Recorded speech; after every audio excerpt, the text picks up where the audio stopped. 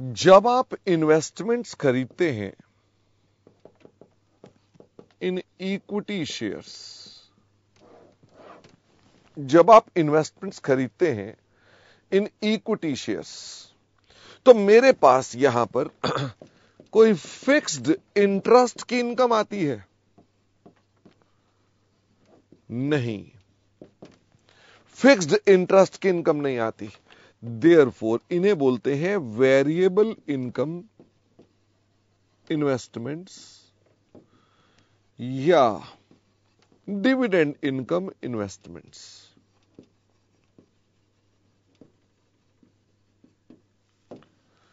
तो ये हमारे पास एक प्रकार की शेयर है। अब मुझे ये बताइए, हम जब इन्वेस्टमेंट्स इन इक्विटी शेयर्स बनाएंगे तो हम सेपरेट लेजर्स बनाएंगे for each class of equity shares of each company. भाई एक कंपनी में भी कई तरह के शेयर हो सकते हैं, हर एक के लिए आप अलग अलग लेजर बनाएंगे। अब बारी आ गई कि आप जब इस अकाउंट को बनाएंगे तो इस अकाउंट के अंदर हम अपने पास जो कॉलम रखेंगे वो कौन कौन से कॉलम्स होंगे। तो हम इसके अंदर अपने पास एक तो नंबर्स का कॉलम बनाएंगे जो कि इंफॉर्मेशनल है, दूसरा कॉलम हम डिविडेंड का बनाएंगे, और तीसरा कॉलम हम अमाउंट का बनाएंगे which is actual investment account. ये आपका लास्ट वाला जो होगा ये इन्वेस्टमेंट अकाउंट होगा। तो हमारे अकाउंट को इस तरह से बनाया जाएगा। इसमें हमारे पास क्या क्या चीजें हो सकती हैं? क्या बैलेंस बीडी हो सकता है हमारे पास? बिल्कुल, बैलेंस बीडी हो सकता है। बैलेंस बीडी में आपको बड़ी कोई दिक्कत की बात नहीं है, मौज ही मौज है। आपको नंबर्स अवेलेबल होंगे, इसकी बुक वैल्यू या कॉस्ट अवेलेबल होगी, और मजे की बात तो यह है no concept of calculating dividend for accrued periods. क्या ऐसा होता है कि मैं कहूं 2 महीने का डिविडेंड एक्रू हो गया, उसका कोई अकाउंटिंग करो? इसमें ऐसा कुछ नहीं होता है। इसका मतलब इसमें आपको कभी भी दिक्कत नहीं आती है। क्या इसके अलावा परचेज ऑफ शेयर्स हो सकता है जिसका फिर से नंबर्स आपको देगा और आपको इसमें परचेज प्राइस भी देगा। Purchase price multiplied by numbers plus, क्या इसमें स्टैंप ड्यूटी भी जुड़ जाएगी, प्लस इसमें कमीशन भी जुड़ जाएगी? अगर है तो, अगर नहीं है तो दिमाग मत खराब करना, नजदीक कर दो। ये क्या बन जाएगी? This is called cost. ये बन जाएगी कॉस्ट। अगेन, क्या इसमें हमारे पास कोई concept of accrued period dividend है क्या? कि 3 महीने का डिविडेंड कम है, एक्स है, ऐसा कुछ है क्या? कुछ नहीं है, नहीं है। Does not exist. ऐसा कोई कॉन्सेप्ट इसमें एग्जिस्ट नहीं करता है, इसीलिए यह आसान नहीं लगता है आपको। हम मितांशी कह रहे हैं प्रीमियम तो हो सकता है। अच्छा, ये परचेज प्राइस को वो ऐसे दे सकता है एट प्रीमियम ऑफ ₹2। इसका क्या मतलब होता है? मितांशी कह रहे हैं प्रीमियम पे आता है। वो प्रीमियम का यहां मतलब वो वाला प्रीमियम नहीं है, सिक्योरिटी प्रीमियम। प्रीमियम का मतलब है बाजार में कितनी तेजी है, यह तेजी बताता है। यहां प्रीमियम का मतलब होता है तेजी ओवर फेस वैल्यू, यानी फेस वैल्यू से ऊपर कितना तेजी है। अब मुझे यह बताओ, इसके बाद हमारे पास अगला पॉइंट कौन सा होता है कि हमारे पास इसमें कभी कभी बोनस शेयर्स आते हैं। ध्यान दें, बोनस शेयर्स जब आते हैं तो आपको सावधानी से पहले कैलकुलेशन करनी पड़ती है। कैलकुलेशन एक रेशियो की आपको गिवन होगी, मल्टीप्लाइड बाय शेयर्स कितने आपके पास हेल्ड हैं, on which bonus is entitled.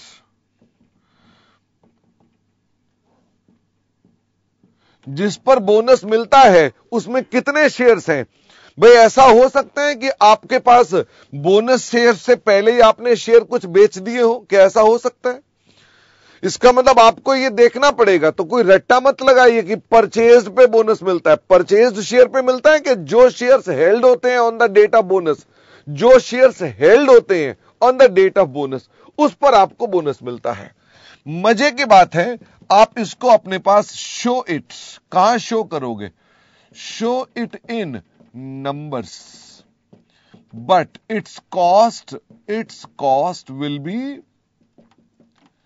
Always zero. कितनी कॉस्ट होगी इसकी? निल होगी। इसमें कभी आपको प्रॉब्लम नहीं आती है। फिर मैंने कहा कि आपके पास राइट शेयर्स भी हो सकते हैं। द आंसर इज यस, आपके पास राइट शेयर्स भी आ सकते हैं। राइट शेयर्स में भी क्या पहले तो कैलकुलेशन का इश्यू आ जाएगा, कैलकुलेशन ऑफ राइट्स। ये कैसे निकालोगे? क्या इसमें भी रेशो गिवन होगी? Multiplied by shares held on which right is allowed. तो क्या आपको यह पहले मल्टीप्लाई करके ढूंढना पड़ेगा नंबर ऑफ राइट कितना है? इसके बाद आपको इसके अंदर दो काम करने पड़ेंगे। आपको इसके अंदर देखना पड़ेगा कि आपने कितना ट्रांसफर कर दिया राइट्स या रिनाउंस कर दिया राइट्स या सोल्ड कर दिया राइट। क्या यह किसी भी प्रकार की अंग्रेजी में लिख सकता है कि रिनाउंस कर दिया, सोल्ड कर दिया, कुछ भी कह सकता है। तो ऐसे में जो भी आपके पास यहां पर ट्रांसफर्ड नंबर है multiplied by price of transfer, ये क्या कहलाती है? ये कहलाती है सेल ऑफ राइट। ये क्या कहलाती है? Sale of rights. दूसरा, जितने भी आपने राइट्स सब्सक्राइब कर लिए, अगर क्वेश्चन साइलेंट है तो आप तब भी क्या मानते हैं कि वो सब्सक्राइब कर लिए। इनको आप अपने पास कॉस्ट में दिखा देते हो, कॉस्ट ऑफ इन्वेस्टमेंट में दिखा देते हो। क्या ऐसा हो सकता है कि वो टुकड़ों में पेमेंट कर रहे हो, 75 पैसे एक बार दे रहे हो, 75 पैसे एक और बार दे रहे हो? तो आप ऐसे टुकड़ों में भी कर सकते हैं। नोटिस करेंगे मैंने सेल ऑफ राइट का आपको अकाउंटिंग ट्रीटमेंट अभी तक बोला नहीं है। जो सेल ऑफ राइट होगा उसका अकाउंटिंग ट्रीटमेंट क्या होगा? सेल ऑफ राइट का अकाउंटिंग ट्रीटमेंट क्या होगा? तो सेल ऑफ राइट का जो अकाउंटिंग ट्रीटमेंट है वो ये है कि आपको अपने पास ट्रांसफर कर देना है टू, कहां ट्रांसफर कर देना है? अगर सेल ऑफ राइट होता है तो कहां चला जाएगा? To profit and loss account directly. When I say directly, इसका मतलब इन्वेस्टमेंट अकाउंट में कहीं पर भी कोई चीज आएगी कि सीधी पीएनएल में भेज देना? वो सीधी पीएनएल में भेज देना। लेकिन इसके अंदर कुछ और भी है। ट्रांसफर कर देना टू कॉस्ट यानी investment account as recovery of cost, यानी इसे रिकवरी ऑफ कॉस्ट की तरह भी ट्रीट किया जाएगा। बट उसके लिए कुछ कंडीशंस होती हैं। उसके लिए कौन कौन सी कंडीशंस होती हैं? वो कंडीशंस मैंने आपके साथ अभी बताई हुई नहीं है। अभी इसमें बता दूं या नहीं बताऊं? ये मैंने रेड से क्यों लिखना शुरू कर दिया? क्योंकि मैंने आपके साथ अभी ये चर्चा नहीं की है। नोटिस करना, क्या आपके सारे सवाल ट्रांसफर टू पीएनएल से हो गए हैं? सारे सवाल ट्रांसफर टू पीएनएल से हो गए हैं, पर आपका AS13 यह भी बात कुछ कह रहा है। क्या कहता है? कह रहा है अगर आपने शेयर परचेज किए हैं ऑन कम राइट बेसिस, अगर आपने शेयर परचेज किए हैं ऑन कम राइट बेसिस। अच्छा शिवम, हो सकता है 42nd क्वेश्चन में ये प्रॉब्लम हो। वो कह रहे हैं 42nd क्वेश्चन में ये दिक्कत है, तो चलो अभी इसको 42nd को बाद में देख लेना। अगर ये शेयर परचेज होते हैं कम राइट्स और हमने सेल ऑफ राइट कर दिया है एंड हमारा मार्केट प्राइस डिक्लाइन हो गया है इन एक्स राइट पीरियड, तीनों बातें पूरी होंगी तो मैं क्या बोलूंगा, इसे रिकवरी बोलूंगा। अब ये होता क्यों है, ये तीनों बातें क्या हैं, इसकी चर्चा डिटेल में अभी हम डील करने वाले हैं। बट अगर ऐसा रिवीजन वीडियो की बात करूं तो आपको मोटा मोटा समझ में आ गया कि अगर हमने शेयर महंगे खरीदे थे, बाद में हमने राइट बेच दिया और मार्केट में मंदी आ गई, ये तीन शर्तों पर हम उसे क्या बोलेंगे, रिकवरी ऑफ कॉस्ट बोलेंगे। मैंने यहां गलत वर्ड लिख दिया, रिकवरी ऑफ कॉस्ट बोलना है, रिकवरी ऑफ कॉस्ट। और जब आप रिकवरी ऑफ कॉस्ट बोलते हैं तो भूल मत जाना, रिकवरी ऑफ कॉस्ट जैसे प्री एक्विजिशन डिविडेंड में आप माइनस कर देते हो कॉस्ट में, ये भी कॉस्ट में माइनस हो जाता है।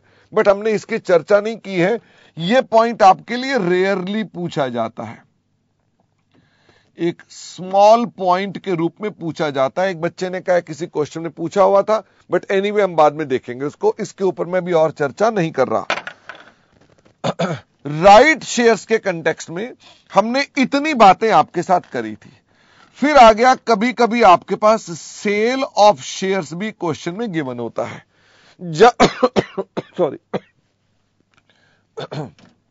जब सेल ऑफ शेयर्स होता है तो आपको इसमें कोई दिक्कत नहीं होती, नंबर्स अवेलेबल होंगे, नंबर्स गिवन होंगे, आप उसको अपने पास ट्रांसफर कर देंगे और सेल प्राइस कैसे निकाला जाएगा, जो सेल का प्राइस है पर यूनिट पर शेयर इनटू नंबर्स सोल्ड। क्या इसमें से कमीशन प्लस होगी कि माइनस होगी कि जुड़ेगी, I am not sure. Sale करेंगे तो कमीशन क्या हो जाएगी, माइनस हो जाएगी, माइनस कमीशन। अच्छा, अगर कमीशन क्वेश्चन में दी है तो ही लेना, जबरदस्ती मत शुरू कर देना। ये आपके पास सेल प्राइस आ जाएगी, इसमें कोई दिक्कत नहीं होती, लेकिन यहां पर आपको एक गेन और लॉस कैलकुलेट करना पड़ता है, कैलकुलेशन ऑफ गेन और लॉस ऑन सेल, जिसमें आप अपने पास सेल प्रोसीड्स जो आपके पास आए थे, इसको सेल प्रोसीड्स वर्ड लिख दूं मैं, सेल प्रोसीड्स। सेल प्रोसीड्स में से क्या लेस कर दोगे, आप इसमें से हमेशा ऑलवेज कौन सा मेथड लगाना है, एवरेज मेथड लगाना है। तो एवरेज मेथड से आप अपने पास क्या करेंगे, लेस करेंगे। तो क्या कर देंगे, लॉट 1 भी लेंगे, लॉट 2 भी लेंगे, लॉट 3 भी लेंगे। क्या बोनस वाला लॉट जो होगा उसकी कॉस्ट 0 होगी, बोनस वाले लॉट की कॉस्ट क्या 0 हो जाएगी, the answer is yes. Opening balance वाले में कोई दिक्कत नहीं होगी, परचेज वाले में कोई दिक्कत नहीं होगी, राइट वाले में कोई दिक्कत नहीं होगी। परचेज वाले में आपको एक बात मैंने विशेष बताई जो भी लेटर ऑन बाद में आने वाली है, मैं इसमें से प्री एक्विजिशन डिविडेंड को माइनस कर दूंगा। बात समझ में आ गई, pre acquisition dividend is treated as recovery of cost, तो क्या माइनस हो जाएगी। वैसे ही क्या ये रिकवरी ऑफ कॉस्ट है जो आपका सेल ऑफ राइट है, तो सेल ऑफ राइट भी माइनस हो जाएगा। ये सेल ऑफ राइट हमने तो सारे सवालों में P&L में डाला है, फिर ये कौन सा वाला है, मैंने कहा सेल ऑफ राइट भी परचेज प्राइस में लेस हो जाएगा। ये सेल ऑफ राइट वाली बात कौन सी है, सेल ऑफ राइट वाली बात मैंने भी डिस्कस नहीं कर रखी है, बट मैंने कहा एक बार चर्चा पूरी हो रही है तो पूरी हो ही जाने दो। तो मुझे बताओ, दिस डिवाइडेड बाय जो भी आपके पास नंबर्स थे टोटल, मल्टीप्लाइड बाय जो लॉट आपने सोल्ड कर दिया उसका नंबर्स, तो क्या निकल आएगा, गेन और लॉस ऑन सेल, जिसे हम शो कर देंगे इन इन्वेस्टमेंट अकाउंट, उसे इन्वेस्टमेंट अकाउंट में शो कर देंगे। तो मुझे बताइए, सिवाय रेड पेन को जो मैंने नहीं किया हुआ, बाकी सारा तो आपने करा हुआ है। रेड पेन वाले की आपने प्रैक्टिस भी नहीं की और अवेलेबल भी ज्यादा क्वेश्चन नहीं, इक्का दुक्का क्वेश्चन आता है, रेयरली ये पॉइंट आता है, बट तब भी कोई लंबा चौड़ा दिक्कत नहीं है। फिर एक पॉइंट आता है डिविडेंड का, ऊपर लिखता हूं थोड़ा सा, फिर एक पॉइंट आता है डिविडेंड का। हां, मितांशी ने कहा है कि सर हम सिक्योरिटी प्रीमियम को क्यों नहीं लिखते, क्योंकि तुम वधु और वर के चक्कर में पड़ गए। ये किस कंपनी की बात कर रहे हो नालायक मितांशी, सॉरी बोलो, मुझे बहुत गुस्सा आ रहा है। कि तुम फिर भूल गए कि हम किसके यहां पर काम कर रहे हैं, हम इन्वेस्टर के यहां काम कर रहे हैं, इसको क्या लेना देना, सिक्योरिटी प्रीमियम और शेयर कैपिटल की एंट्री क्यों नहीं डालेंगे, नालायक मितांशी। डिविडेंड पर आओ। तो मुझे यह बताओ, डिविडेंड में मैंने कहा कि आपके पास डिविडेंड के कंटेक्स्ट में क्या होता है। डिविडेंड हमारे पास या तो होगा फाइनल डिविडेंड या ये डिविडेंड होगा इंटरिम डिविडेंड। फाइनल डिविडेंड किसके साल का होता है, फटाफट से बताओ। ये फॉर दी प्रीवियस ईयर होता है, और ये क्या होता है, फॉर दी करंट ईयर होता है। मुझे ये बताओ, क्या पेपर में वो फाइनल या इंटरिम वर्ड लिखेगा, वी कांट से। आमतौर पे वो आपको ना ईयर बता देता है, उससे आपको पता चल जाता है ये फाइनल डिविडेंड है, या वो आपको पीरियड बता देता है तो इससे पता चल जाता है वो इंटरिम डिविडेंड है, तो पता ये चल जाता है, कोई दिक्कत नहीं है। अगर ये डिविडेंड फाइनल है या इंटरिम है तो आप एक छोटी सी फोटो बनाएंगे जिसमें आप डिविडेंड को मार्क कर लेंगे कि डिविडेंड का पीरियड कौन सा है, कि डिविडेंड का पीरियड कौन सा है। फिर आप देखेंगे अपने सभी चीजों के लिए कि जो आपके पास ओपनिंग बैलेंस था, या आपने जो परचेज कर लिए, जो आपका बोनस था, जो आपका राइट था, क्या यही 4 चीजें ही हो सकती हैं सवाल के अंदर। भाई आप जितना मर्जी इंस्टीट्यूट घुमा ले, होगा तो यही। क्या ऐसा कर सकता है इंस्टीट्यूट बदतमीजी पे आ जाए तो परचेज 2-2 बार 3-3 बार करे, परचेज परचेज परचेज परचेज, और बदतमीजी पर आ जाए 2-2 बार बोनस निकाले, 2-2 बार राइट निकाले। बात यही है कि होंगी ये 4 चीजें। हम इन 4 चीजों के कंटेक्स्ट में बात करेंगे। एक बच्चा कह रहा है सेल भी तो हो सकती है। सेल कर देने से मेरे पास यहां डिविडेंड खत्म हो जाता है, क्योंकि जिसको सेल कर दिया उसका डिविडेंड होगा ही नहीं। ओके नमन। मैंने कहा ओपनिंग बैलेंस में चूंकि डेट ऑफ एक्विजिशन पता ही नहीं है कि परचेज कब थे, इनमें हम लोग एज्यूम कर लेते हैं। फटाफट से बताओ क्या एज्यूम कर लेते हैं कि यह पोस्ट का होगा। इसमें क्या एज्यूम कर लेते हैं, यह पोस्ट का होगा। परचेज में एक्विजिशन डेट पता है, इनके लिए डिविडेंड कौन सा बन गया, इनके लिए बन गया डिविडेंड प्री का। और चूंकि फाइनल डिविडेंड चल रहा है, बोनस और राइट का जन्म यहां हुआ है। क्या पिछले साल में ये एग्जिस्ट करते थे, ये एग्जिस्ट ही नहीं करते थे, इस पर बोनस की एंटाइटलमेंट ही नहीं है। क्या अगले साल बोनस और राइट के ऊपर अगर कंपनी अगले साल का डिविडेंड देगी तो क्या इनकी एंटाइटलमेंट आ जाएगी? फटाफट से बताओ, क्या इसके ऊपर एंटाइटलमेंट आ जाएगी? द आंसर इज यस, इसमें कोई दिक्कत नहीं है। प्रियांशी अभी रिवीजन चल रही है, ठीक है। अब मुझे यह बताइए, अगर ये मान लीजिए इंटरिम डिविडेंड होगा तो मुझे फटाफट से बताओ ये प्रीवियस ईयर का होगा या करंट ईयर का होगा? ये करंट ईयर का होगा। तो मुझे बताओ ये गोला कहां लगाऊंगा मैं? ये डिविडेंड का पीरियड का मैंने ये गोला लगा दिया, ये डिविडेंड का पीरियड है।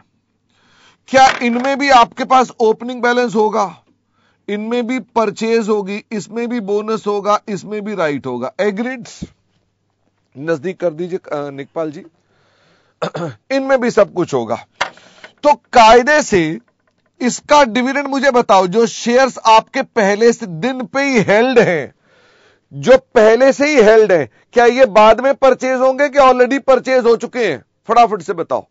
जो ओपनिंग बैलेंस है ये तो पहले की परचेज होगी ना, इसकी डेट नहीं पता लेकिन परचेज तो पहले की होगी। तो मुझे बताओ इसका डिविडेंड तो पक्का पोस्ट का ही है। क्या मैंने अजम्पशन लगाई कि कॉमन सेंस के साथ भी यही आंसर आता है? मैंने कोई अजम्पशन नहीं लगाई, मैंने कहा भाई जो ओपनिंग में है ये खरीदा तो हुआ ही है, तो इसका डिविडेंड तो पक्का कौन सा है? इसका डिविडेंड तो पक्का पोस्ट का है। जो ये परचेज किए हैं, क्या इसका डिविडेंड कुछ प्री का और कुछ पोस्ट का है? इसका डिविडेंड कुछ प्री का और कुछ पोस्ट का है। बट आईसीएआई यहां पर क्या एज्यूम कर लेता है, ये सारा का सारा क्या है? पोस्ट का है। नंबर 2, बोनस और राइट पर हमारे पास हम डायरेक्ट कंपनी से परचेज करते हैं, तो क्या हम शेयर जब डायरेक्ट कंपनी से लेते हैं तो प्रीवियस बायर को कोई पैसे देते हैं डिविडेंड के लिए? तो प्रीवियस बायर को कुछ देते ही नहीं। तो लॉजिकली ये होता ही किसका है? पोस्ट का है। तो ध्यान दें, क्या ये वाली बात भी ठीक है, होता ही पोस्ट का है? लिया भी पोस्ट का। बोनस और राइट होता ही पोस्ट का है, लिया भी पोस्ट का। तो गलती सिर्फ कहां पर करते हैं, परचेज्ड शेयर्स में हम इंटरिम डिविडेंड के 2 भाग नहीं करते, उसे सारा पोस्ट लेते हैं। सिर्फ इतना पॉइंट है जो कि इंस्टीट्यूट का है, जो आप लोगों के लिए सिंप्लीफाइड ट्रीटमेंट हो गया। वो भी इसी चैप्टर में सिंप्लीफाइड है, बाकी चैप्टरों में सिंप्लीफाइड नहीं भी होगा, वहां आपको अपने पास उसके अकॉर्डिंगली काम करना पड़ता है। जो भी डिविडेंड होगा प्री का, वो फटाफट से कहां ट्रीट होगा, फटाफट से बताओ। जो ट्रीटमेंट है, जो प्री एक्विजिशन डिविडेंड है, इसका ट्रीटमेंट क्या होगा? प्री एक्विजिशन डिविडेंड क्रेडिट होगा इन्वेस्टमेंट अकाउंट में। मैं अगर आपसे जनरल एंट्री पूछूं तो इसकी जनरल एंट्री क्या बनती है? Bank account debit to investment account. और पोस्ट एक्विजिशन का डिविडेंड कहां क्रेडिट होगा? यह क्रेडिट होगा डिविडेंड अकाउंट में। एंट्री बनती है bank account debit to dividend income account, and dividend income will go to later on profit and loss account. आपके पास एक बैलेंस सीडी भी आता है, जो आखिरी में बैलेंस बच जाता है, वो बैलेंस सीडी बच जाता है, जिसमें आपका नंबर्स का अमाउंट जो होगा वो बैलेंसिंग फिगर होगा। एक्रूड डिविडेंड का तो कोई कॉन्सेप्ट एग्जिस्ट नहीं करता। और जो आपका इन्वेस्टमेंट अकाउंट है, उसमें आपको दिमाग दौड़ाना पड़ता है। अगर ये इन्वेस्टमेंट शॉर्ट टर्म है तो आप रूल क्या लगाएंगे? चेयर देना। अगर ये इन्वेस्टमेंट शॉर्ट टर्म है तो रूल क्या लगाएंगे? तो रूल लगाएंगे अपने पास कॉस्ट और fair value which ever is lower. Fair value मतलब मार्केट वैल्यू, उसका उदाहरण हो गया। तो इन दोनों को अंदर काम करना पड़ेगा। अगर सवाल में फेयर वैल्यू दे ही नहीं रखी है तो फिर तो दिक्कत की बात ही नहीं, कॉस्ट ही निकल आएगा। और अगर ये इन्वेस्टमेंट लॉन्ग टर्म है, ये क्या हमारी बेस्ट अजम्पशन है? Not best assumption. ओके, इसका मतलब ये कि आपको लॉन्ग टर्म मानना चाहिए कि अगर कुछ नहीं लिखा तो क्या मानना चाहिए? शॉर्ट टर्म मानना चाहिए। फिर भी अगर लिख दे ये लॉन्ग टर्म है तो आप इसे किस पर रिकॉर्ड करते हैं? कॉस्ट प्राइस पर। क्या इनमें कोई प्रोविजन बनानी पड़ती है हमको for decline, for permanent decline? Provision बनानी पड़ती है। यह चर्चा हमारी अभी थ्योरी की एक छोटा सा डिस्कशन होगा, उसमें कवर होगी। यह आपका इन्वेस्टमेंट इन इक्विटी का पूरा चर्चा थी, जिसमें से रेड वाला पॉइंट हमने डिस्कस नहीं किया हुआ है, बाकी हमने सारी बातें की हुई हैं। यह मैंने आपके साथ इसका प्रिंट आउट ले लिया। आजा भाई आजा। एक बच्चे ने लिखा है कि सर कुछ ज्यादा मुश्किल तो नहीं था जितना तांडव हमने कल मचाया। हो गया?